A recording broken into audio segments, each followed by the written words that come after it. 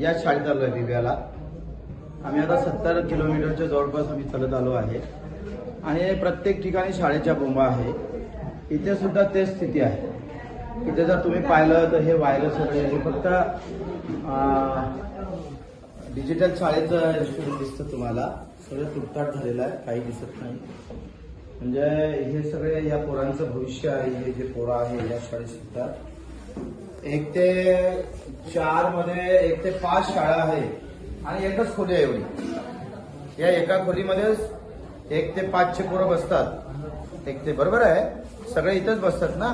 किती 40 पोरं इथे बसतात 1 ते 5 चे आणि एकत्रित शिकवलं जातं कारण रूम एकच आहे। रूम एक असल्यामुळे काय झालंय, शिक्षक 2 आहेत, ते शिक्षक थोडे बरे येतात ते आणि शिक्षक यांचे 15-15 दिवसाने येतं आणि तो आला तर राहायची काही सोय नाही आहे गावात। लाईन नाही, पाणी नाही, त्याच्याने तो गावात राहत नाही। मेळघाटच्या शाळेचं चित्र जर पाहिलं तर हे तर थोडी बऱ्या दिसतात रूम, पण बाकी मध्ये तर अधिक इतक्या वाईट अवस्था आहे। इथं पुढे शिक्षक बरे असल्यामुळं पुढे व्यवस्था आहे, परंतु आता एकच वर्ग एकच खोली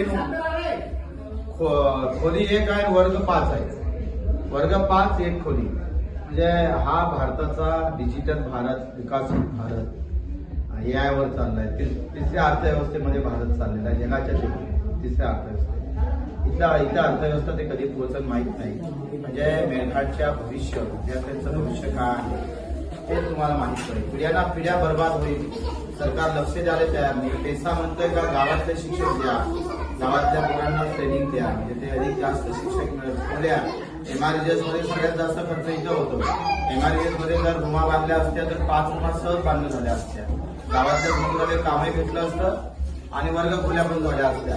पण शासनाची नैतिकता नाही, प्रशासनाची नैतिकता नाही आहे आणि संघर्ष यात्रा ह्या सगळ्या गोष्टी घेऊन चालत आहे। आपल्या सर्वांच्या आशीर्वाद असू द्या।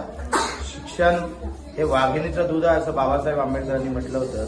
आता वाघिणीच्या दुधापासून हे लोक किती दूर आहे हे तुम्हाला माहित आहे का। एकंदरीत जर तुम्ही पाहिलं का विषमता, शिक्षणाची विषमता तुम्हाला माहित पडत का। काही लोकांना जी स्कूल आहे ते सिमेंट टँक सहित आहे, AC सहित स्कूल निर्माण होत आहे आणि ट्युशन सगळ्यापासून सगळं मिळत आहे। आणि दुसऱ्या इकडे नशिबाने हे पोलीस फक्त भेटली आहे बिब्याला।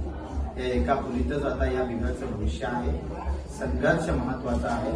शांत राहणं सोडून द्यावं लागेल, क्रांती करावं लागेल, क्रांतीची मशाल हाती घ्यावं लागेल।